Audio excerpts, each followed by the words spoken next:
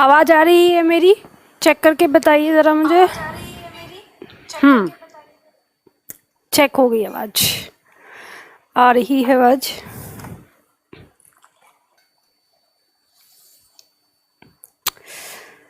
हम लोगों को आज क्या पढ़ना है? कल हमारी क्या क्लास हुई थी? कल हम लोगों ने पढ़ा था प्रत्यय। प्रत्यय कंप्लीट हो गया था हमारा।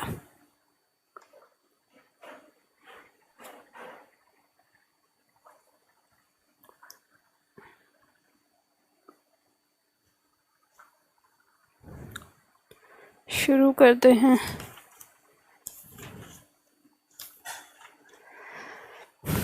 आप में से बहुत सारे छात्र ऐसे होंगे जिनको प्रत्यय और उपसर्ग से संबंधित ये प्रॉब्लम आ रही होगी कि आपकी जो सीट है उसमें आंसर नहीं दिया हुआ है, इनका केवल प्रश्न दिए हुए हैं। तो बहुत सारे छात्र इस तरह के डाउट में रहते हैं कि इनका आंसर हमको कैसे पता चलेगा। तो ध्यान रखिए, इनका आंसर आपको आपकी जो एक्सरसाइज है उससे पता चल जाएगा। यानी जहाँ पे आपकी क्लास होती है, आपका नोट्स है, उसी के बगल में एक्सरसाइज आप लोग करते ही होंगे हमेशा हर टॉपिक के हिसाब से। तो इन सारे जितना भी आपका चाहे उपसर्ग है चाहे वो प्रत्यय है, सारे प्रश्नों का जो उत्तर है वो आपको एक्सरसाइज में दिया हुआ है। तो वहाँ आप चेक कर सकते हैं कि आपने जो किया है वो सही किया है या गलत किया है। ठीक है, चलो तो शुरू करते हैं हम अपनी क्लास।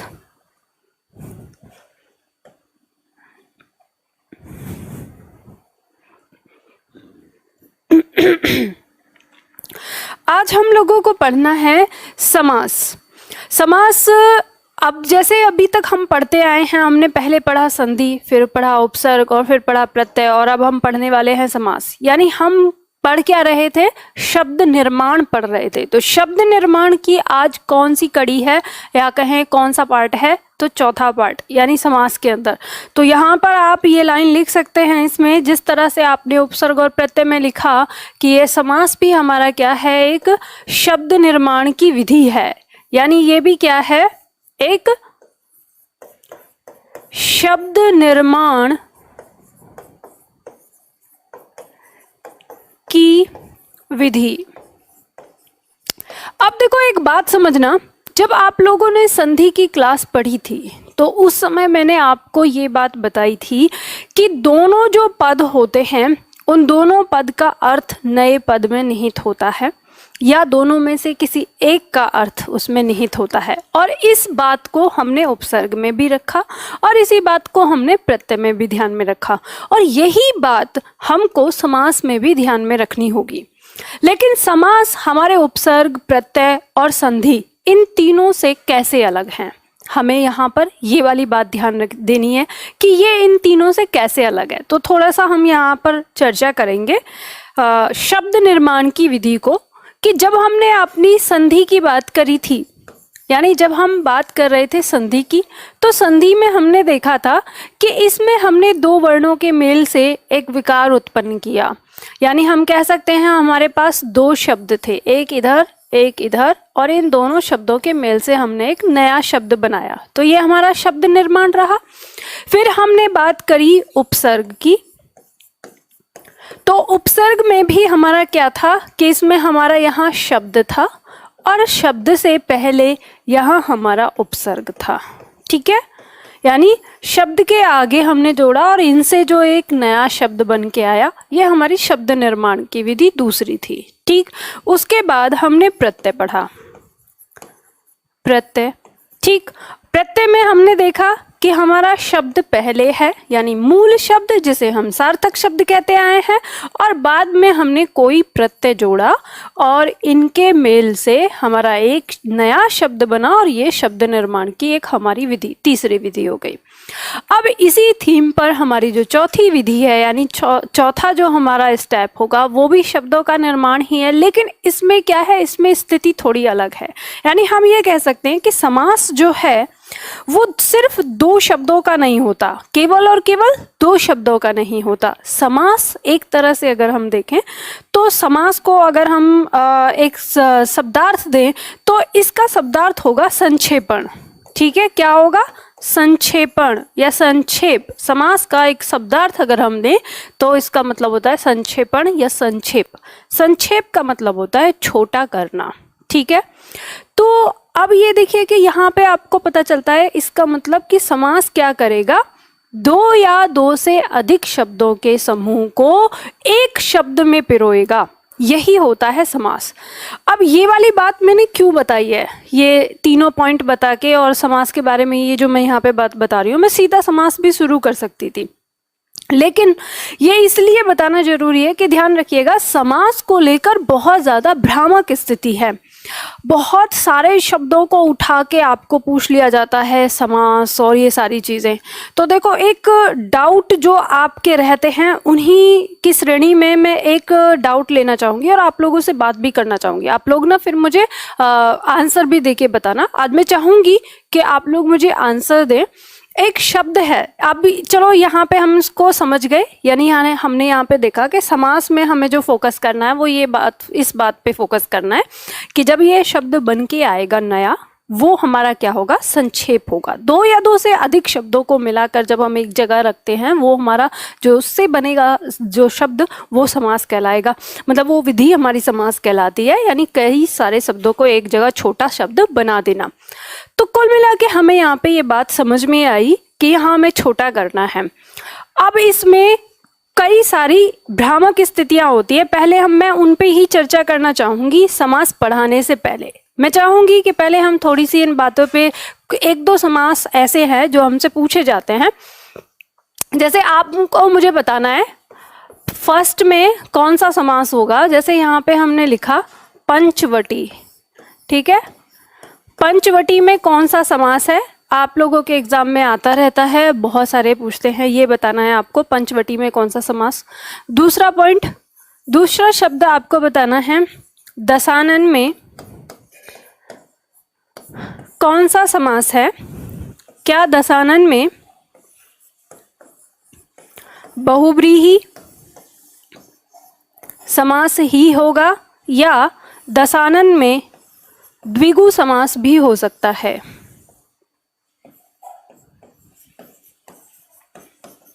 आपको बताना है कि दशानन में ये दोनों समास होंगे या दोनों में से कोई एक होगा, ये आपको बताना है, ठीक है। तो अभी ये दो ही शब्द, और एक और शब्द है आपका जो आपके एग्जाम में पूछा गया है। एक शब्द आता है मुख दर्शन। मुख दर्शन में कौन सा समास होगा, मुख दर्शन में आपका द्वंद्व समास है या फिर तत्पुरुष समास है, ठीक है। और एक चौथा, इसमें आपको बताना है, शब्द है आपका देवासुर, इसमें कौन सा समास है और इसमें भी द्वंद्व समास है या तत्पुरुष समास है। इन दोनों में से आपको बताना है। 4 क्वेश्चन मैंने यहाँ पे लिए हैं और आप लोग मुझे बताइए। और मैं चाहूँगी कि जितने भी छात्र इस समय लाइव हैं, 17 छात्र हमारे इस समय लाइव हैं, तो मैं चाहती हूँ कि आप 17 के 17 ना इसका आंसर दें, चाहे कुछ भी आंसर दें, चाहे आपको समझ में आ रहा है या नहीं आ रहा है। आप अपना तुक्का कैसे लगाएंगे, मतलब कैसे जानना जाएंगे। और ये तीनों आपके, चारों जो हैं, ये आपके एग्जाम में पूछे जाते हैं, मोस्ट इंपॉर्टेंट है, वही लिए हैं जो अक्सर विवाद के घेरे में रहते हैं। तो हमें यहाँ पे ये बात सीखनी है, क्योंकि देखो समास मात्र 6-7 मिनट का है, इसमें ज़्यादा कुछ नहीं है। हम चाहे तो आराम से इसको 15-20 मिनट में करके ख़त्म कर देंगे, लेकिन मैं चाहती हूँ कि और टॉपिक की तरह जो समास है आपका, वो भी आप समझें, ना कि रटें। तो वही समझाने वाली कड़ी पे जब आपके दिमाग में सवालों की छड़ी खड़ी होगी तभी तो सीखेंगे ना।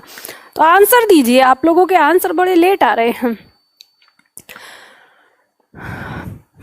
जल्दी बताइए फटाफट से। एक ही छात्र का आंसर आया है इस समय,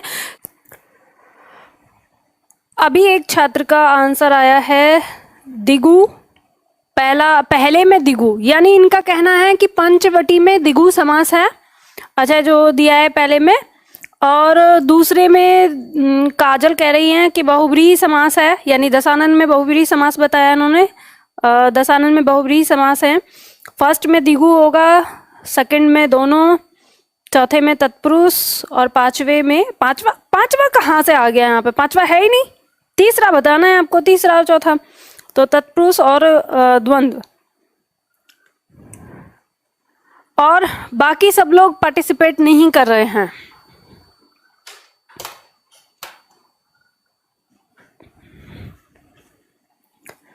चलो, अब आप लोगों ने आंसर दिए, अब मैं आपको बताती हूँ। सही है, काफी सारे छात्रों के आंसर इसमें सही हैं। देखो मैं बताती हूँ, आपके एग्जाम में अक्सर जब ये आते हैं तो कंफ्यूजन में हो जाता है। ये पंचवटी जो आपका दिया है, मैंने इसमें अक्सर लोगों को देखा है, हालांकि अभी तक मुझे ऐसा कोई छात्र नहीं दिखाई दिया यहाँ पर अपनी क्लास में कि जिसने पंचवटी में बहुव्रीहि समास बताया हो। हालांकि कुछ लोग इसको कहते हैं कि बहुव्रीहि समास है, इसमें ऐसा कुछ बोलते हैं। तो क्या आप लोगों ने भी ये वाली बात सुनी है कि पंचवटी जो शब्द आपका दिया है, क्या आपने ऐसा सुना है कि पंचवटी में लोग बहुव्रीहि समास बताते हैं? ऐसी बहुत सारी किताबें भी हैं जिनमें बहुव्रीहि समास दिया हुआ है पंचवटी। जैसे शब्द है आपका दशानन, दशानन में दोनों होंगे, बहुव्रीहि और द्विगु दोनों समास आपके इसके अंदर होंगे। ठीक है, पंचवटी में बहुव्रीहि है नहीं, ये बात ध्यान रखिएगा, मैंने इसको क्रॉस किया है। ऐसा बताते हैं, ऐसा आप लोगों ने कहीं देखने को आपको देखने को मिला है या नहीं मिला है, मैं ये जानना चाहती थी। ठीक है, पंचवटी में बहुव्रीहि नहीं होगा, पंचवटी में द्विगु समास होता है। जिन्होंने बताया है सही बताया है। ठीक है, यहाँ पर जो मुख दर्शन है, मुख दर्शन शब्द में अक्सर हमारे छात्र कहते हैं कि इसमें द्वंद्व समास है। और द्वंद्व समास क्यों बोल देते हैं? क्योंकि मुख दर्शन के बीच में आपको योजक चिन्ह दिखाई दे रहा है, और अक्सर हमको ऐसे पढ़ाया जाता है कि जिन शब्दों के बीच में योजक चिन्ह लगा होता है वहाँ द्वंद्व समास होता है। ऐसे हमको शॉर्ट ट्रिक करके बताई जाती है, तो ध्यान रखिएगा। नहीं, शॉर्ट ट्रिक आप खुद बनाएंगे, किसी दूसरे की बनाई हुई शॉर्ट ट्रिक में आप फंस जाएंगे। शॉर्ट ट्रिक आपको खुद बनानी है, तो कैसे बनानी है शॉर्ट ट्रिक वो मैं आपको बताऊंगी जब हम लॉन्ग मेथड पढ़ेंगे, और फिर हम अपने आप शॉर्ट ट्रिक निकालेंगे 6 सेकंड वाली। ठीक, तो मुख दर्शन में आपका कोई द्वंद्व समास नहीं होता, मुख दर्शन में आपका तत्पुरुष समास होता है। क्यों होता है, कैसे होता है, जब हम पढ़ेंगे इसको वहां पे मैं बताऊंगी। और जो देवासुर ये शब्द है, इसमें अक्सर छात्र कहते हैं कि तत्पुरुष समास है, जो कि गलत होता है। नहीं, देवासुर में हमारा द्वंद्व समास होता है, इसमें तत्पुरुष नहीं होता। कैसे, क्या लॉजिक है इनका, क्या तरीका है, तो इसी पे हम बात करेंगे। और क्या हम कैसे समास में जो हमारा उलझन है उस उलझन को खत्म करेंगे। मैंने आप लोगों को बहुत उलझा दिया, यहाँ पे सब उल्टा फुल्टा कर दिया, एकदम दिमाग में ना खिचड़ी बन गई कि क्या करेंगे, उलझन ऐसी की ऐसी आई हमारी।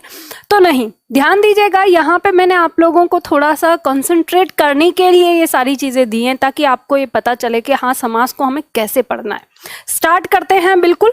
और एक बात जरूर आपसे कहूंगी, यहाँ पे आप लोग मुझे ये बताइए कि क्या आप लोगों ने ऐसे लोगों को देखा है जो पंचवटी में बहुव्रीहि समास बताते हैं? अगर ऐसे लोगों से आप मिले हैं, बातचीत की है या ऐसी किताब पढ़ी है, तो उनके लिए एक बढ़िया सा यहाँ पर मैं आपको लॉजिक बताऊंगी। उसको फोकस रखना है, पकड़ के रखना है कि उन लोगों को आपको प्रत्युत्तर कैसे देना है जो लोग इसमें बहुव्रीहि समास कहते हैं। और उनका बहुव्रीहि समास कहने का मतलब क्या होता है कि इसका अर्थात पद निकलता है, और वो बड़ा ही फनी जैसा अर्थात पद निकालते हैं। तो चलो खैर लास्ट में बात करेंगे। कहने का मतलब ये है कि हमें तो 6 सेकंड के अंदर अंदर किसी शब्द में समास पकड़ना है, और वो हम कैसे पकड़ेंगे वो वाली चीज़ हमें सीखनी है। उसको सीखने के लिए हमें इसके स्टार्टिंग से बिल्कुल शुरू से चलना होगा।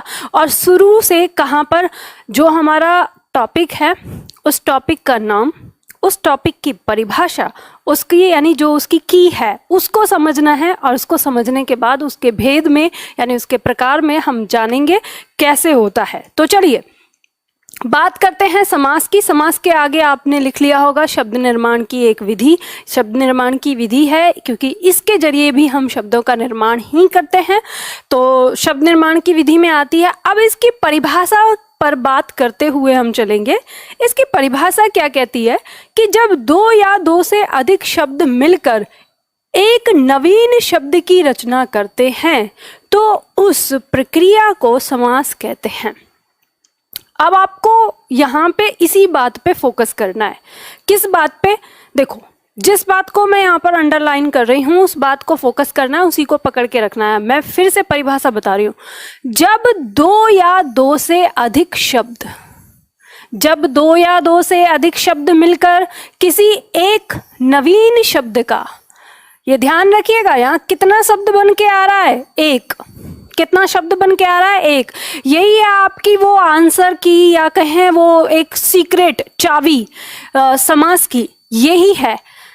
दो या दो से अधिक शब्द मिलकर क्या बनाते हैं? किसी एक शब्द का निर्माण करते हैं, वही प्रक्रिया समास कहलाती है। ध्यान रखिए, समास का शाब्दिक अर्थ मैंने बताया संक्षेप। संक्षेप का मतलब होता है छोटा करना।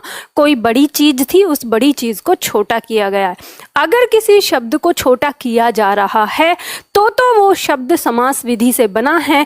अगर उस शब्द को छोटा नहीं किया जा रहा या उस शब्द को और बड़ा बना दिया जा रहा है तो वो समास विधि से नहीं बना। जिस प्रकार से सभी शब्द संधि नहीं होते, संधि से बने हुए, उसी प्रकार से समास भी, मतलब सभी शब्द समास विधि से बने हुए नहीं होते हैं। ये बात आपको पता है? यहीं पे हमने बात समझ ली।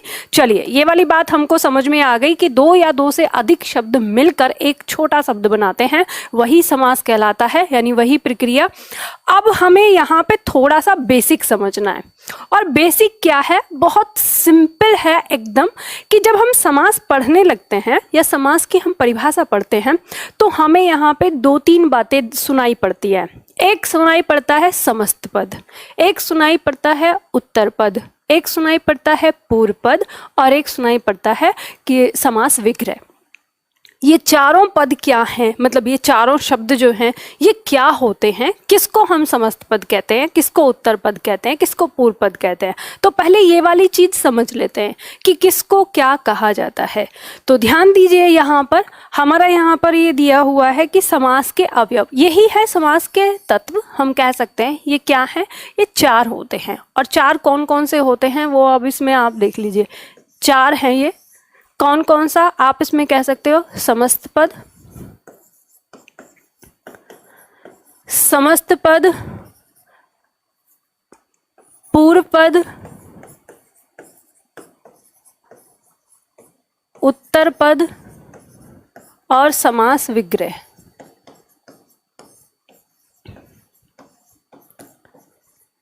ठीक है, समास विग्रह कौन सा क्या होता है ये बात आपको समझनी है। ये जो पूर्व पद होता है, सबसे पहले समझते हैं समस्त पद। समस्त पद क्या होता है? जब हम दो या दो से अधिक शब्दों को जोड़कर एक जो नए शब्द का निर्माण करते हैं तो वो जो नया शब्द बन के आता है वही क्या कहलाता है? समस्त पद कहलाता है। क्या कहलाता है वो? समस्त पद कहलाता है। ठीक, अब जब हमने दो या दो से अधिक शब्द मिलाए तो उन शब्दों में जो पहला पद यानी समस्त पद के आगे का हिस्सा जो होता है वो पूर्व पद कहलाता है, और समस्त पद का पीछे का हिस्सा जो होता है वो उत्तर पद कहलाता है। उदाहरण से समझाती हूँ। समास विग्रह क्या होता है? जब हम किसी नया शब्द जो बन के आया है उसको तोड़ कर लिखते हैं, यानी उसके वही दो या दो से अधिक शब्दों को हम व्याख्या रूप में लिखते हैं, वही क्या कहलाता है? समास विग्रह कहलाता है। उदाहरण से इसको समझ लेते हैं। यहाँ मैंने लिख दिया है, लिखना आपको है नहीं, ठीक, यहाँ पे दिया हुआ है। अब आपको इसके नीचे ना बस क्या करना है, एक उदाहरण लिखना है। उदाहरण से समझते हैं क्या है समस्त पद और क्या है हमारा उत्तर पद। तो देखो, यहाँ पे मान लो हमने एक शब्द लिया, हमने शब्द लिया राजा का कुमार। राजा का कुमार, देखो ये है हमारा समास विग्रह। राजा का कुमार, दो से अधिक शब्द, इनको हम मिलाकर एक शब्द बनाते हैं और क्या बनाते हैं? राजकुमार। क्या बनाते हैं? राजकुमार। बिल्कुल एकदम सिंपल लेके चलेंगे। तो अब यहाँ पे आपको क्या ध्यान देना है, ये जो राजा का कुमार जो लिखा ये हो गया समास विग्रह। क्या हो गया? समास विग्रह। उतार लीजिएगा इसको। ठीक, अब बात करेंगे यहाँ पर ये जो राजकुमार बन के आया ये नया शब्द, ये हो गया समस्त पद। ठीक है, क्या हो गया? समस्त पद। यानी राजकुमार जो बन के आया ये कहलाएगा समस्त पद। और हम बात करेंगे इसमें ये जो राज शब्द है ये कहलाएगा पूर्व पद। इस पूर्व पद को हम प्रथम पद भी कह देते हैं, ठीक है। कुछ लोग क्या कह देते हैं इसको, प्रथम पद। उसके बाद ये कुमार शब्द आया, ये कुमार शब्द ही कहलाता है उत्तर पद। इसको हम द्वितीय पद भी कह देते हैं, ठीक है, द्वितीय पद। तो ये बात आपको समझ में आ गई, उतार लीजिए इसको जल्दी से फटाफट। चलो उतारो इसको जल्दी से। तो ये वाली बात आपको समझ में आ गई यहाँ पर कि यहाँ जो हमारे सामने जो हमने उदाहरण लिया है, राजा का कुमार समास विग्रह, राजकुमार समस्त पद, राजकुमार का पहला राज ये पूर्व पद और कुमार ये उत्तर पद, ठीक है। उत्तर का मतलब होता है बाद में, बाद वाला, और पूर्व का मतलब पहला, ठीक। इसी तरह से आपके दोनों पद। अब ये हमें बेसिक समझ में आ गया, यानी हमारी परिभाषाओं में अगर कहीं पे आएगा कि इसका उत्तर पद प्रधान होता है, इसका द्वितीय पद प्रधान होता है या इसका पूर्व पद प्रधान होता है, तो हम समझ जाएंगे कि हम किसकी बात कर रहे हैं, ठीक। चलो मैं इसको मिटाती हूँ।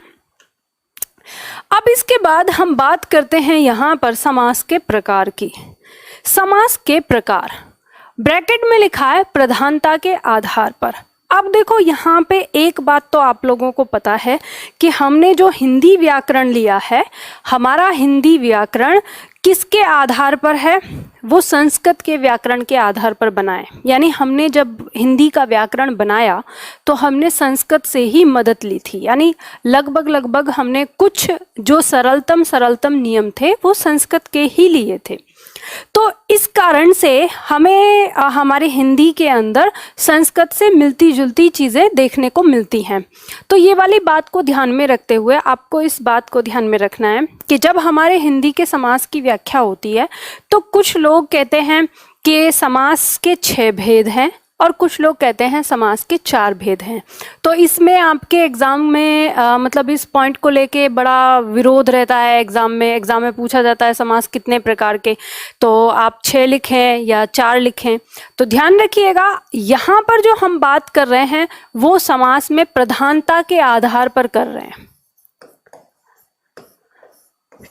अब प्रधानता का मतलब क्या है? प्रधानता का मतलब है कि समास का कौन सा पद प्रधान होता है, इसी आधार पर हम समास की परिभाषाएं लिखते हैं।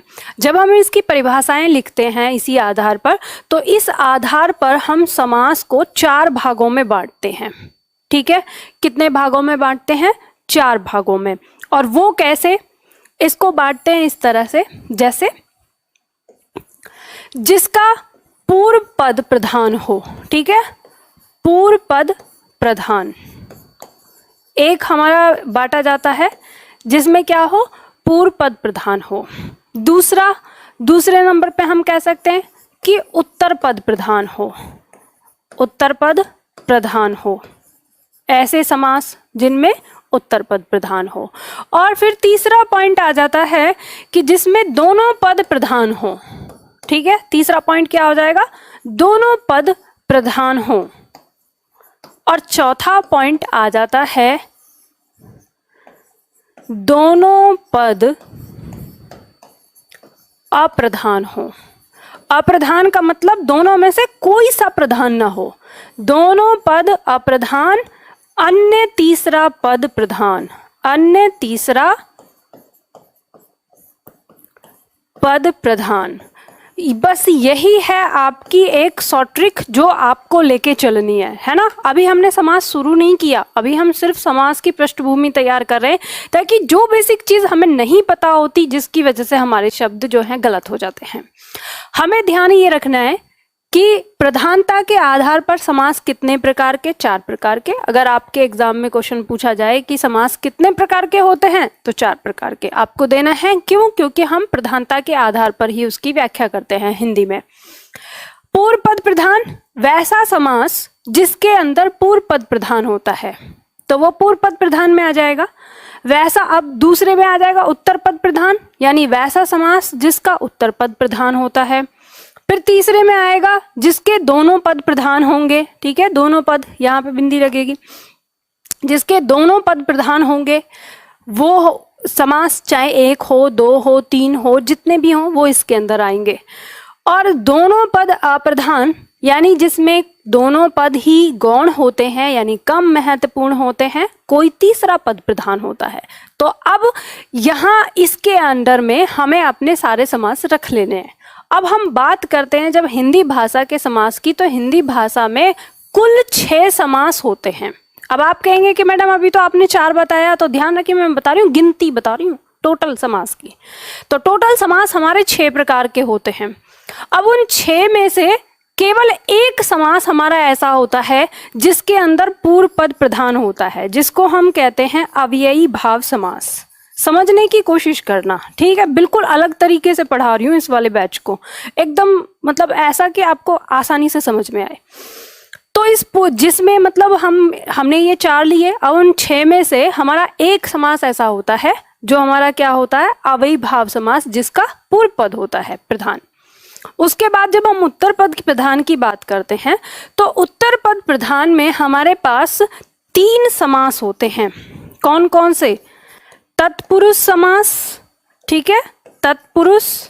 उसके बाद हमारा आता है द्विगु और इसके साथ आता है हमारा कर्मधारय। अब हम इसको ऐसे भी बांटते हैं कि तत्पुरुष समास के ही 2 भेद हैं, ये द्विगु और कर्मधारय, इसलिए ये हमारे, तो यानी टोटल कितने, उत्तर पद प्रधान में हमारे टोटल 3 समास इसके अंदर आ जाते हैं। दोनों पद प्रधान जिसका है वो समास है हमारा एक ही, और वो है द्वंद्व, ठीक है। और जिसके दोनों पद हमारे अप्रधान हैं वो है हमारे पास बहुव्रीहि।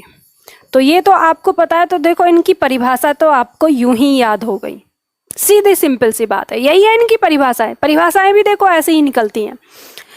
तो दोनों पद जिसके अप्रधान हैं यानी कोई तीसरा पद प्रधान जिसमें होता है वो हो गया हमारा बहुव्रीहि समास, एक ही हो गया हमारे पास।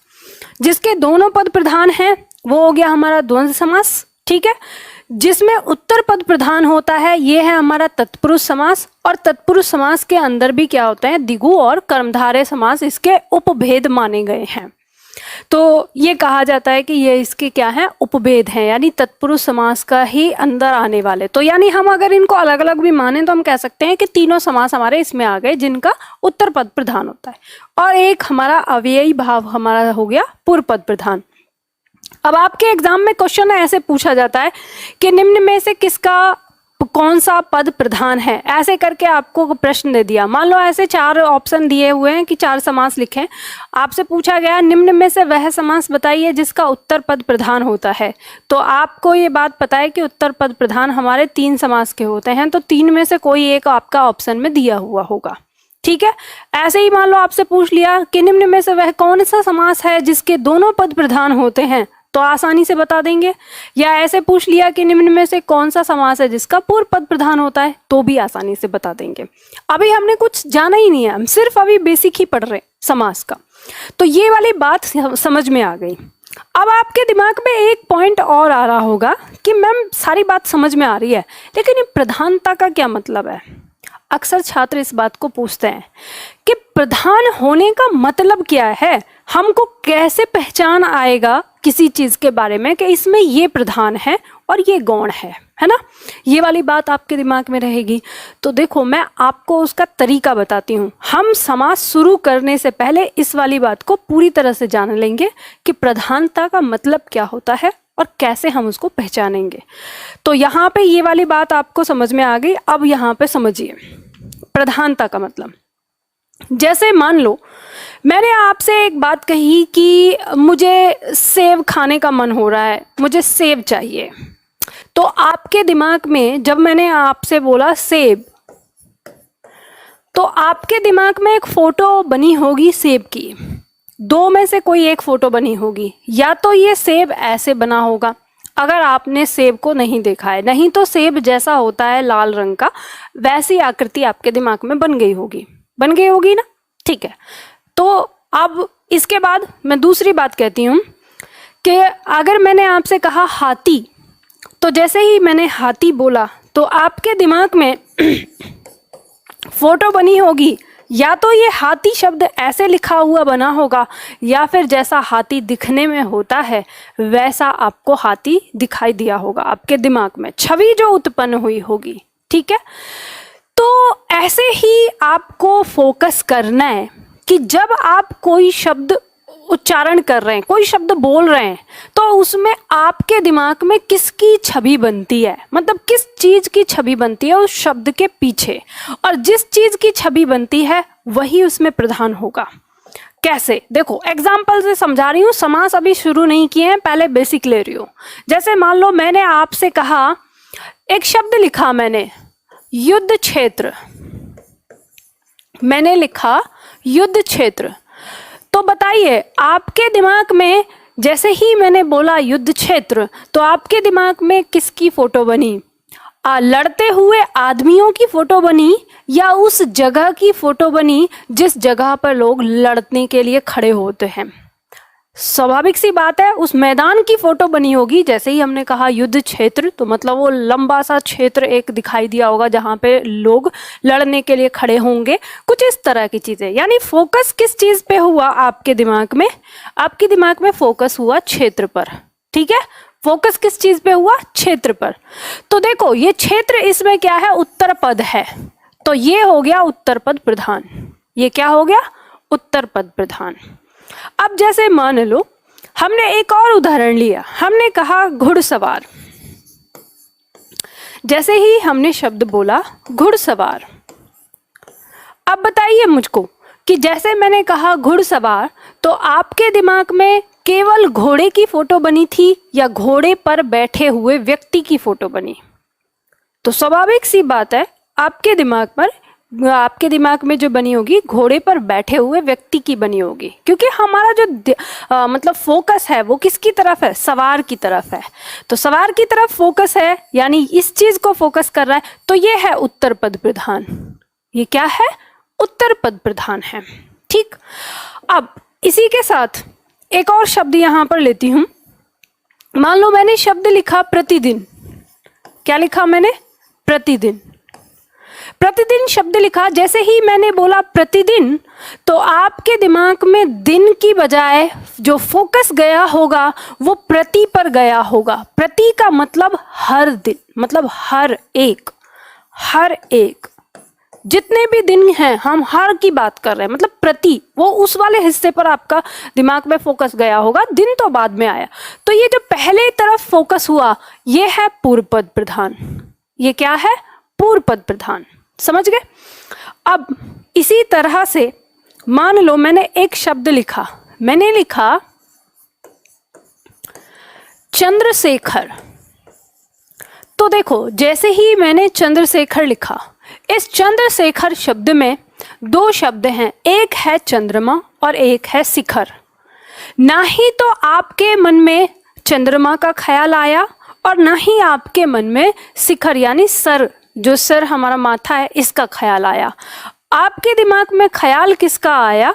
आपके दिमाग में ख्याल आया कि ये तो शिव हैं। ख्याल किसका आया? शिव का। यानी अब आपको यहां पर ध्यान देनी है, ना ही तो पूर्व पद प्रधान ना ही तो उत्तर पद प्रधान, प्रधानता किसकी तरफ गई? किसी तीसरे पद की तरफ गई, है ना। फोकस किस पे गया? किसी तीसरे पद पे गया। तो अब इसको आप कहेंगे अन्य पद प्रधान। ठीक है, एक और उदाहरण इसमें ले लेते हैं। मान लो हमने यहां पर एक शब्द लिखा, जैसे हमने कहा महादेव। महादेव, हालांकि महादेव शब्द का अर्थ क्या है? महा माने महान, देव माने देवता, वह जो देवताओं में भी महान है, महान देवता हैं। तो हमारे दिमाग में ना तो फोकस हुआ महानता पर और ना ही फोकस हुआ देवता पर। हमारे दिमाग में फोकस किस पे हुआ? हमारे दिमाग में फोकस हुआ कि महादेव हम किसको बोलते हैं? शिव को कहते हैं। तो यहाँ पर जो फोकस है वो क्या है? तीसरा पद। ठीक है, फोकस किस पे है? तीसरा पद पे है। तो यही बात आपको समझनी है, यानी समास में अगर कुछ समझने की बात है तो वो यही है। अब ध्यान रखिएगा, आपने ये बात समझ ली, और सभी समास की परिभाषा समझ ली तो फिर दुनिया का कोई भी शब्द आपके सामने रखा होगा, आप उसमें उसका समास पहचान लेंगे। तो शुरू करें फिर समास। एक तरफ से आपको प्रधानता समझ में आ चुकी होगी, तो मैं समझती हूँ कि आपको ये जो मैंने बताया कि प्रधान कैसे हमारे माइंड में प्रधानता उभरती है वो आप समझ चुके होंगे, और मैं बीच बीच में आपको एक दो बार फिर समझा दूंगी, फोकस कर दूंगी। तो चलिए शुरू करते हैं। आप फटाफट से अपनी कलम संभाल लीजिए, आपको थोड़ी सी परिभाषा लिखनी है, साथ में उदाहरण बाकी मैंने इसमें लिख कर दिए हैं। तो यहाँ पर हम बात कर रहे थे इसके प्रधानता के आधार पर हमने 4 प्रकार से समास को बांटा है। तो जिसमें हमारा पूर्व पद प्रधान, तो इसमें यहाँ पर लिख लीजिए अव्ययी भाव समास। ठीक है, अव्ययी भाव समास। साथ के साथ लिखिए दोनों पद प्रधान। फिर हमने देखा इसमें तो क्या हमारा पूर्व पद मतलब पहला पद प्रधान है, तो वो हमारा समास कौन सा है, अव्ययी भाव समास है। फिर दिया है जिसमें दोनों पद प्रधान हो तो वो हमारा क्या होता है, द्वंद्व समास होता है। ठीक है, द्वंद्व समास। उसके बाद हमारे दोनों पद अप्रधान, अप्रधान या गौण। अप्रधान का मतलब होता है कम महत्वपूर्ण, या जिसमें हमें कोई एहसास ना हो, कोई उस पर फोकस नहीं होता। ठीक, तो ये हमारा क्या होता है, ये होता है हमारा बहुब्रीहि समास। बहुब्रीहि समास। अब उत्तर पद प्रधान, जिसमें उत्तर पद यानी दूसरा पद प्रधान होता है, तो हमको पता ही है कि इसमें हमारा कौन सा है, तत्पुरुष समास है।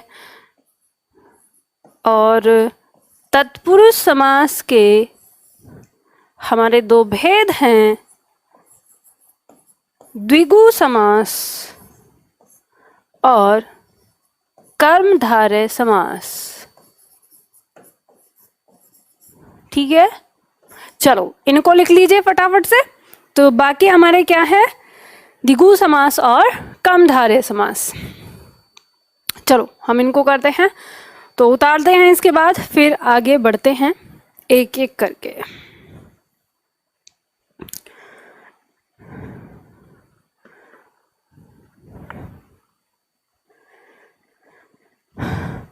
चलो नेक्स्ट पॉइंट हम लेते हैं। नेक्स्ट पॉइंट है हमारा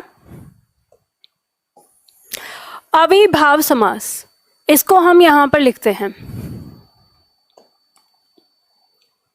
देखो एक बात यहाँ पे मैं कहना चाहूँगी, काफ़ी सारे हमारे छात्र जो हैं वो इस तरह से बोलते हैं, फ़ोन भी करके बोला स्टाफ से भी कि मतलब मैम जो हैं वो बहुत ज़्यादा इधर उधर की बातें करती रहती हैं पढ़ाने में।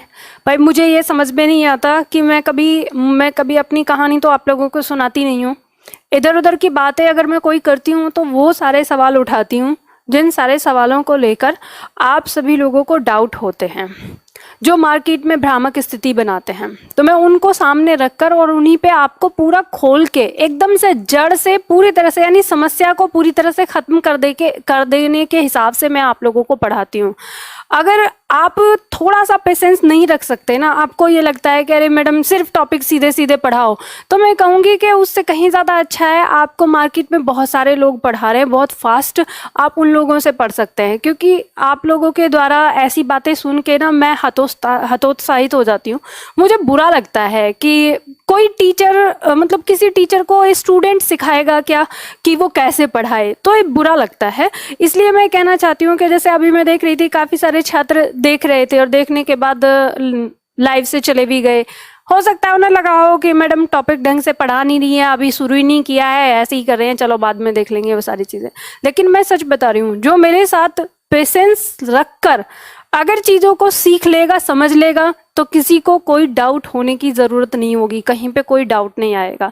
इसलिए मैं कहती हूँ कि सावधानी से मतलब थोड़ा सा धैर्य रख के मेरे साथ पढ़ाई कर लो तो आपको हिंदी में ना बिल्कुल एकदम परफेक्ट बना दूंगी, एक टीचर के जैसे एक टीचर होता है। तो इसलिए कहूँगी कि थोड़ा सा धैर्य रखना है। चलो पेन उठा के लिखो, एक परिभाषा लिख लो इसमें, फिर हम इसमें सीखते हैं। अविभाव की परिभाषा लिखो इसमें, जिस समास में पूर्व पद प्रधान होता है, इसमें लिखना है लिखो जल्दी से फटाफट, है ना। मैं ऐसे ही पढ़ाऊंगी जिसको पढ़ना है पढ़ेगा, जिसको नहीं पढ़ना है कहीं भी जाएगा, है ना। मैं अपने आप को नहीं बदलूंगी क्योंकि मेरा उद्देश्य है आप लोगों को सिखाना। अब मैं आप लोगों को सिखा के ही मानूंगी। तो लिखो इसमें, जिस समास में पूर्व पद प्रधान होता है तथा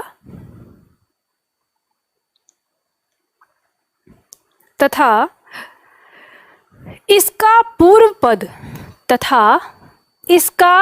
पूर्व पद कोई अविकारी, ब्रैकेट में लिखना अव्यय,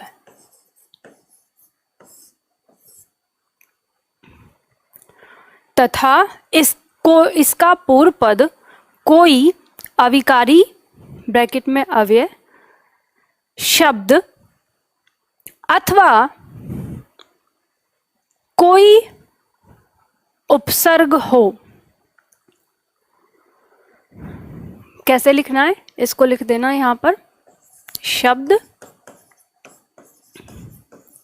अथवा कोई उपसर्ग हो,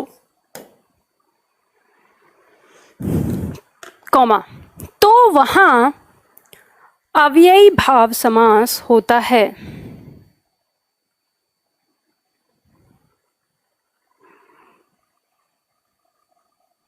तो वहां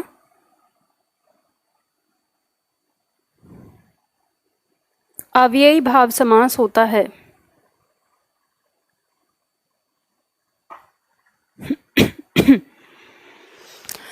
हमने क्या लिखा, एक बार फिर से मिला लीजिए। मैंने बोला है कि जिस समास में पूर्व पद प्रधान होता है तथा इसका पूर्व पद कोई अविकारी शब्द अथवा उपसर्ग हो तो वहां अव्ययी भाव समास होता है। ठीक है, पूर्ण विराम लगा दीजिए। पूर्ण विराम लगा के नीचे एक और लाइन इसमें लिख दीजिए, ब्रैकेट में लिखना है, पहचान लिख लीजिएगा शब्द की। पूर्ण विराम लगा के ब्रैकेट में आपको एक लाइन लिखनी है पहचान के लिए। किसी शब्द की पहचान के लिए नहीं, दूसरा पॉइंट है ये, किसी शब्द की आवृत्ति होने पर भी, किसी शब्द की आवृत्ति होने पर भी अव्ययी भाव समास होता है। किसी शब्द की आवृत्ति होने पर भी अव्ययी भाव समास होता है। अब पहले आप लोग ना अच्छे से लिख लो इसको, लिखते हुए हमें इसमें पढ़ेंगे, इसको ध्यान रखेंगे ना। चलो, तो हमने अव्ययी भाव समास के बारे में जाना कि इसका पूर्व पद हमारा क्या होता है। पूर्व पद ही तो प्रधान है, यानी इसका पूर्व पद प्रधान है और इसका जो पूर्व पद है या तो कोई अविकारी शब्द होता है, या तो कोई अविकारी शब्द होता है, या तो फिर कोई उपसर्ग। ये है आपकी हिंट, और हिंट कहो, इसे शॉर्ट ट्रिक कहो, या इसकी परिभाषा कहो। ठीक है, पूर्व पद इसका क्या होता है, या तो कोई अविकारी शब्द होगा या तो फिर कोई उपसर्ग होगा। और इसके साथ ही साथ अव्ययी भाव समास से बनने वाला जो शब्द होता है वो अक्सर वाक्य के अंदर क्रिया विशेषण के जैसा काम करता है। ये भी एक पहचान है, यानी जब कभी आपको कंफ्यूजन लगता हो ना, तो आप वाक्य प्रयोग करके उस शब्द को देख सकते हैं कि ये क्रिया विशेषण के स्थान पर काम करता है या नहीं। अगर करता है तो वो हमारा कौन सा समास होता है, अक्सर अव्ययी भाव समास होता है। हर शब्द नहीं, जो शब्द हमारा बना है। ठीक, चलो इसकी पहचान के बारे में बात कर लेते हैं। यही सारी आपकी हिंट हैं, यही सारी आपकी शॉर्ट ट्रिक हैं कि पहचान में सबसे पहला पॉइंट हम देखते हैं कि शब्द की शुरुआत में भर, निर, प्रति, यथा, बे, आ, ब, उप, अधि, अनु आदि शब्द मिल जाते हैं। ठीक है, आदि शब्द मिल जाते हैं। इस तरह के शब्द आपको देखने को मिलेंगे शब्दांश से। और आपको अगर आपने देखा होगा तो ये सब हमारे क्या हैं, उपसर्ग हैं, है ना। हम पहले ही बात कर चुके हैं इस बारे में। दूसरा पॉइंट क्या कहता है कि इसका समस्त पद वाक्य में क्रिया विशेषण का काम करता है। यानी दूसरी हिंट आपकी ये है कि इसका जो समस्त पद होता है वो क्रिया विशेषण के जैसा काम करता है, तो हमें उससे पता चल जाता है। अब आपका दिमाग में सवाल उठेगा कि मैडम क्रिया विशेषण को तो हम पहचानते नहीं है, तो कोई बात नहीं, 10 दिन बाद पहचान लेंगे, है ना। 10 दिन बाद हमारी क्लास होगी जब अविकारी शब्द की, तो वहां पहचान लेंगे, तभी तक हम इतना जान लेते हैं। फिर इसके बाद तीसरा पॉइंट हमें और बताता है, जो कहता है कि इसका समस्त पद लिंग, वचन, कारक तथा काल से अप्रभावित रहता है। यानी ये तीसरा पॉइंट हमको बताता है। तो भाई हमको ये बात पता है, क्योंकि ये सारे शब्द अविकारी होते हैं और इसका नाम भी अव्यय भाव से पड़ा है ना। तो ये अव्यय शब्द हैं, तो स्वाभाविक सी बात है कि इन पे लिंग, वचन, कारक, काल इन सब का कोई प्रभाव नहीं पड़ेगा। ठीक, तो चलो हमको कुल मिला के इसकी सारी हिंट पता चल गई, सारी पहचान हो गई। अब इसके उदाहरण देखते हैं कुछ। तो उदाहरण हमारे कैसे हैं, ध्यान देना। हमारे सामने उदाहरण दिया है जैसे आजीवन। आजीवन का अगर हम समास विग्रह करेंगे तो जीवन के अंत तक, या कहें कि मृत्यु पर, जब तक हम मृत्यु ना हो जाए तब तक की बात कही गई है। आजीवन यानी पूरे जीवन भर, तो पूरे जीवन भर की बात कही गई है आजीवन। इसमें आ जो है उपसर्ग आया है, एक मूल शब्द से पहले उपसर्ग लगा है, तो हम इसको देखते ही पहचान लेंगे कि इसमें कौन सा समास, अव्ययभाव। उसी तरह से आमरण में आ लगा है, निर्विवाद में निर लगा है, ठीक है। प्रतिदिन में प्रति लगा है, लाजवाब में ला लगा है, अकारण में अ लगा है। यथा सामर्थ, यथा का मतलब होता है के अनुसार। आपके एग्जाम में प्रश्न पूछा गया था, यथा का अर्थ क्या होगा, ठीक है। तो यथा का अर्थ होता है के अनुसार, मतलब सामर्थ्य के अनुसार, जितनी हमारी सामर्थ्य है उसके अनुसार। तो यथा से बनने वाले जितने भी शब्द होते हैं, जैसे दिया यथा शक्ति, यथा स्थान, यथा स्थिति, यथा योग्य, ये सब हमारे क्या होंगे, अव्ययभाव समास होंगे। कुछ उदाहरण यहाँ पर दिए गए हैं, और कुछ उदाहरण अगर इसके अलावा आपके एग्जाम में भी आते हैं तो आप उसकी पहचान के अकॉर्डिंग इनको पहचान लेंगे। दूसरा पॉइंट हमने एक लिखा था अपनी परिभाषा में कि किसी शब्द की आवृत्ति अगर होती है तो वो भी हमारा क्या होता है, किस में आता है, अव्ययभाव में आता है। तो जैसे यहाँ पर दिया है बारंबार, बारंबार मतलब बार बार, या तो बारंबार लिखा हो या फिर बार बार लिखा हो, तो वो भी हमारा किस में आएगा, अव्ययभाव में आएगा। जैसे दिनों दिन, तो दिनों दिन, और उसके साथ दिया है जैसे धीरे धीरे, एक एक, दो दो। अब देखो ध्यान देना, यहाँ पे फोकस आपको करना है कि जैसे एक एक, दो दो आ गया, ये संख्यावाचक आ गए, तो संख्यावाचक आ गए तो कहीं आपका कंफ्यूजन ये ना हो जाए कि दिगु में चले जाएंगे। नहीं, आपको परिभाषा पे पकड़ के रखना है। एक एक, दो दो, इनका कोई इसमें मतलब अगर हम बात करें तो फोकस पहले वाले पद पर ही है, और पहला पद ही रिपीट हो रहा है, यानी पूर्व पद ही है, तो दूसरी कोई चीज़ इसके अंदर नहीं है। तो इसलिए हमें कंफ्यूज नहीं होना है। हमें इतनी बात याद रख लेनी है कि यदि कोई पद हमारा एक बार यानी एक आ गया, फिर उसके दोबारा आ गया, यानी उसकी आवृत्ति हो गई, आवृत्ति होते ही वो किस समास में आ जाएगा, अव्ययभाव में आ जाएगा। बस इतना ध्यान रख लेना, चाहे धीरे धीरे लिखा हो, बार बार लिखा हो, ठीक है, कम कम लिखा हो, या कुछ भी कैसे भी लिखा हो, ठीक। तो इस तरह से आप समझ सकते हैं। तो ये हमारा अव्ययभाव समास है। एक बार समझ लिया, बिल्कुल सिंपल है, एकदम अति सरल। इसके बाद द्वंद्व समास की बात करेंगे।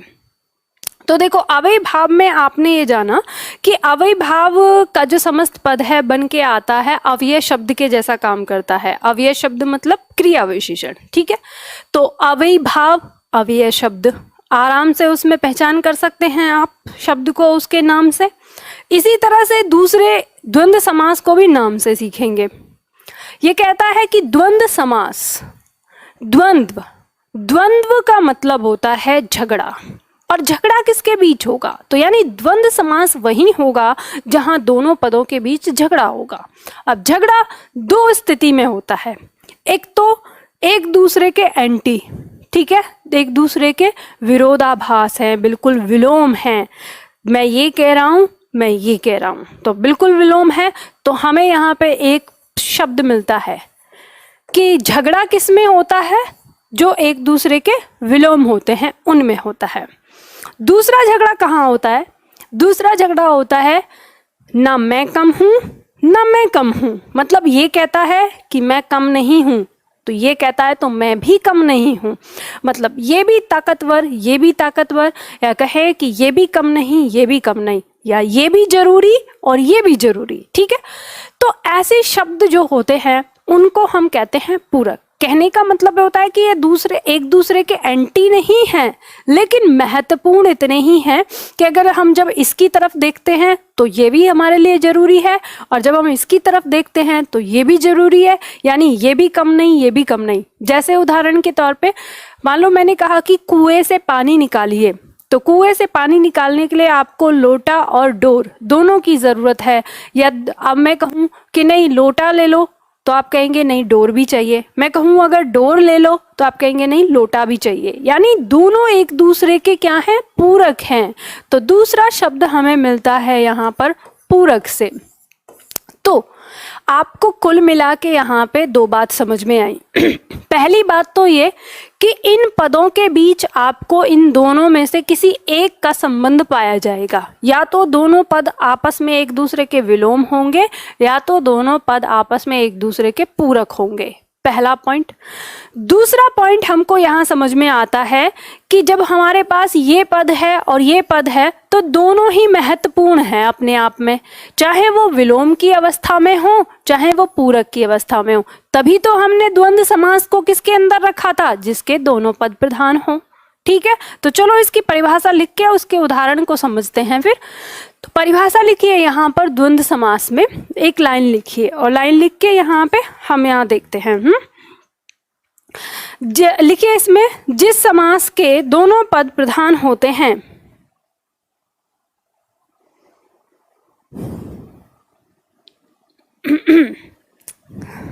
अविकारी, अगर आपको नहीं समझ में आया ना कि अविकारी शब्द क्या होते हैं, तो टेंशन मत लीजिए। हम अभी पढ़ेंगे ना, जैसे ही हमारा समास खत्म होगा इसके बाद हम पद के भेद पढ़ेंगे। तो पद के भेद में हमारी 10-12 दिन के बाद हमारी क्लास आएगी, पूरा एक दिन का टॉपिक है अविकारी शब्द का, तो हम वहां पे समझेंगे, है ना। इसलिए परेशान मत होइए, है ना।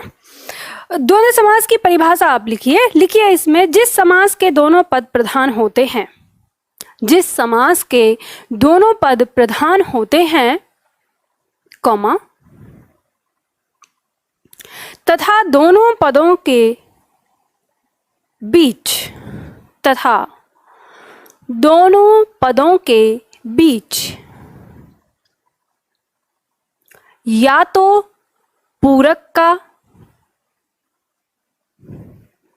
या तो पूरक का या विलोम का संबंध पाया जाता है।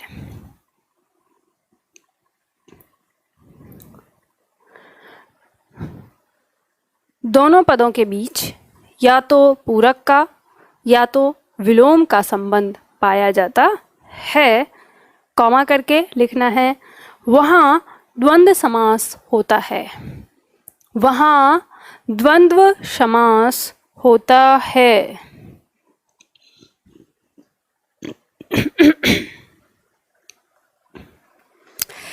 तो आपने यहाँ पे द्वंद्व समास की परिभाषा लिखी।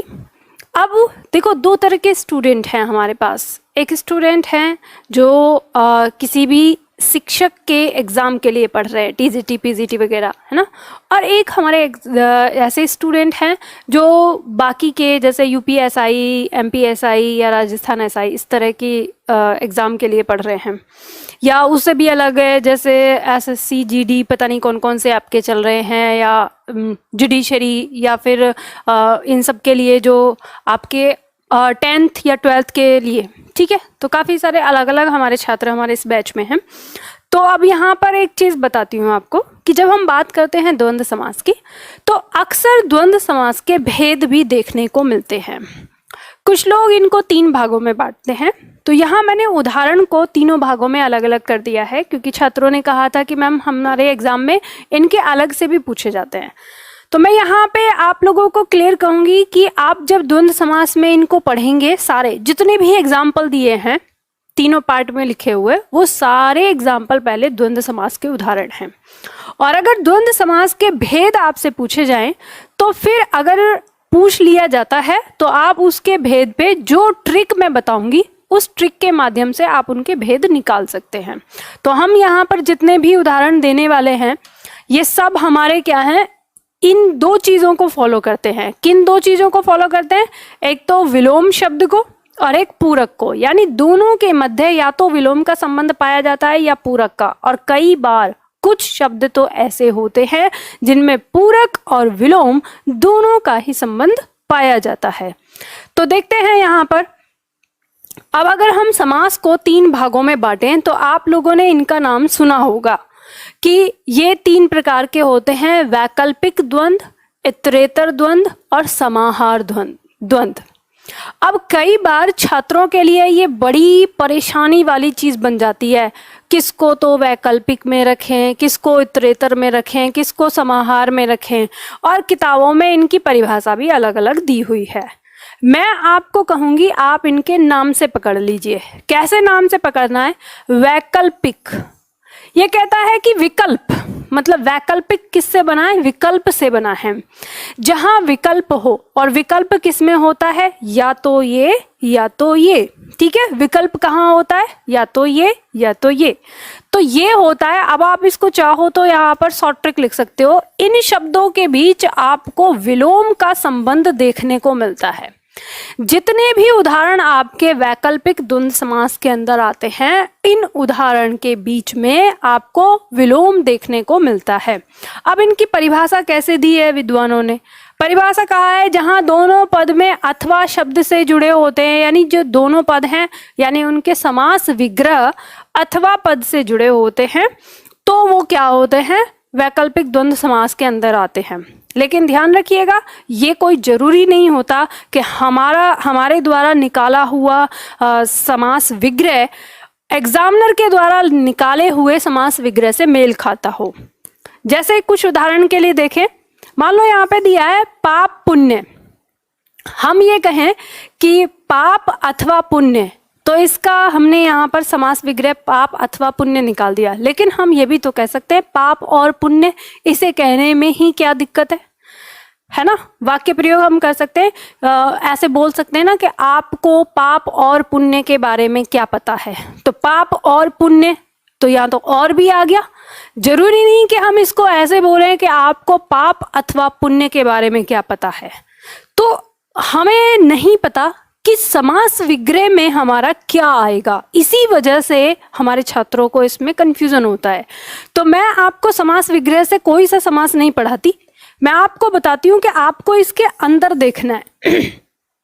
पाप पुण्य एक दूसरे के क्या है? विलोम है। जब ये विलोम है तो वैकल्पिक द्वंद्व कहलाएंगे, ठीक है। देवासुर, देव और असुर, देव अथवा असुर, हम कुछ भी कह सकते हैं, है ना। तो आप इस पे मत जाइएगा, परिभाषा भले ही दे रखी है लेकिन पहचान आपको कैसे करनी है वैकल्पिक की? विलोम का इनके अंदर क्या होना चाहिए? समावेश। देव और असुर, देव अथवा असुर, देव और राक्षस एक दूसरे के क्या है? विलोम हैं, इसलिए वैकल्पिक। दिन रात एक दूसरे के विलोम हैं, वैकल्पिक। आग पानी एक दूसरे का विलोम है।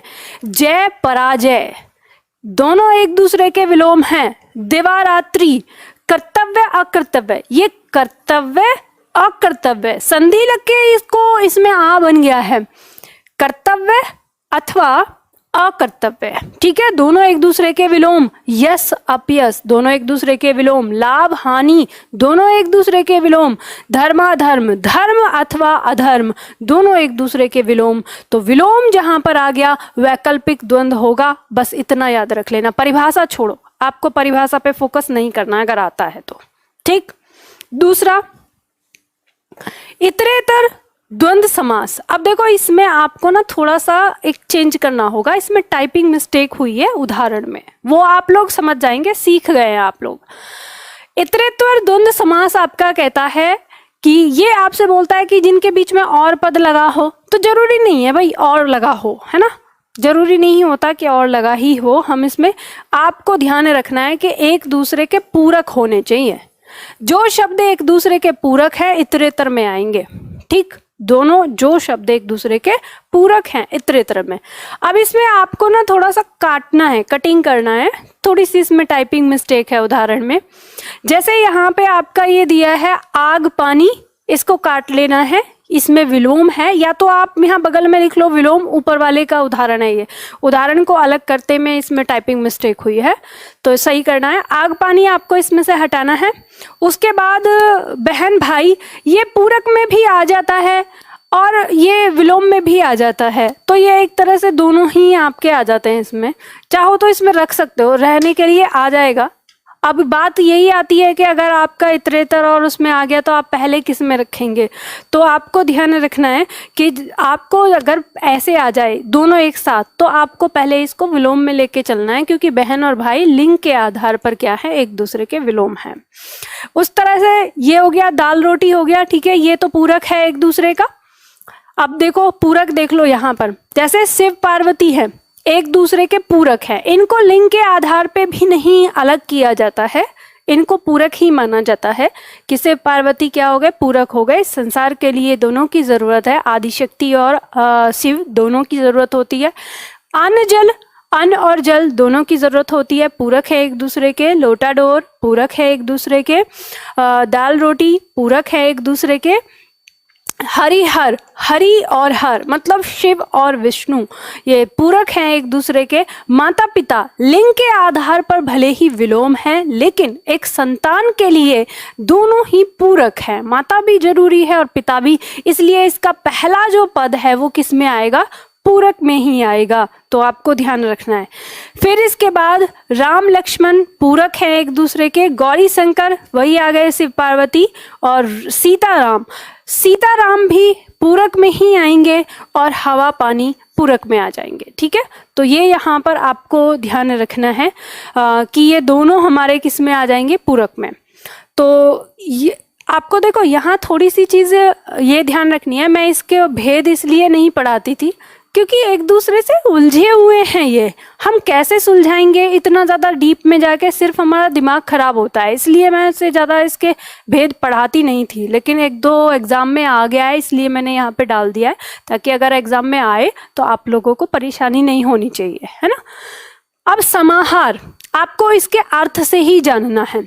समाहार जिसमें सब कुछ समाया हुआ हो, तो जिसमें सब कुछ समाया हुआ हो कैसे पहचानेंगे, परिभाषा इसकी क्या कहती है कि दोनों पदों से उनके जैसी सभी पदों का बोध हो जाए। मतलब आप ये बात ध्यान रखो, जब हम किसी दो पद को लेकर उसके जैसी बाकी और सारी चीजों के बारे में भी बात कर रहे हो ना, उन पदों का इस्तेमाल करके, वहां पे ही समाहार वाली बात आएगी। जैसे हम कहते हैं रुपया पैसा, आप बोलते हो ना, अरे रुपया पैसा सब खत्म हो गया है, मतलब आपके पास रुपया पैसा था वो भी खत्म हो गया, और जो जिन चीज़ों से आप रुपया पैसा बना सकते थे वो भी खत्म हो गई। तो मतलब रुपया पैसा जैसी और भी बहुत सारी चीज़ें, यानी सोने चांदी की चीज़ें भी, तो इसमें रुपया पैसा ये हमारा किस में आ जाएगा, समाहार में आ जाएगा। ऐसे ही लेन देन, कहते हैं लेन देन का काम पूरा हो गया, मतलब जो भी हिसाब बाकी है, मतलब सब कुछ। इसी तरह से भूल चूक, यानी उसके आसपास की सारी बातों की बात कर रहे हैं। जन्म मरण, हाथ पांव, कहते ना, अरे मेरे हाथ पांव फूल गए। हाथ पांव फूलने का मतलब तो दिल भी धड़क रहा था जोर से, दिमाग भी काम नहीं कर रहा था, मतलब सारी चीजें क्या हो गई, डिस्टर्ब हो गई, सभी की बात कर रहे हैं। घास फूस, कहते हैं अरे घास फूस यहाँ डाल दिया, मतलब घास और फूस ही नहीं है, उसमें और भी कुछ हो सकता है, कांटे भी हो सकते हैं, है ना। तो आप सभी लोगों को ये बात समझ में आई। आज मैं यहीं तक पढ़ाती हूँ, ठीक, इतना ही, द्वंद्व समास तक। इसके आगे फिर हम कल पढ़ेंगे। द्वंद्व समास में ये बात आपको समझ में आ गई। तीनों के बारे में मैंने आपको ये वाली बात बताई है कि इसमें आपको बिल्कुल नहीं घबराना है कि तीनों का भेद कैसे होना है। आप सिर्फ अपनी उन दो चीजों से पता कर सकते हैं जो आपने सीखी। वैकल्पिक द्वंद्व में आपको विलोम देखना है कि शब्दों के बीच किसका संबंध है, विलोम का। जिन शब्दों के बीच विलोम का संबंध होगा वो वैकल्पिक द्वंद्व होंगे। इतरेतर में आपको देखना है कि इन शब्दों के बीच पूरक का संबंध होगा, ठीक है, पूरक का संबंध होगा तो ये क्या होंगे, इतरेतर द्वंद्व में होंगे। और समाहार में उसके जैसा सभी, तो सभी, ठीक है, उसके जैसी सभी, जैसे हमने कहा रुपया पैसा, लेन देन, भूल चूक, जो उसी के जैसा समाहार, सबको समाने वाला। नाम से याद रख लेना, नाम से याद रखोगे, आपको उदाहरण याद करने की जरूरत नहीं है, आपको सिर्फ सेंस याद रख लेना है। इतना 3 चीजें याद रखनी है, बाकी सारे हो जाएंगे, है ना। तो चलो, आप लोगों को समझ में आ गया होगा। आज यहीं पे खत्म करते हैं क्लास को क्लास यहीं पे खत्म करते हैं, फिर मिलते हैं अगली क्लास में।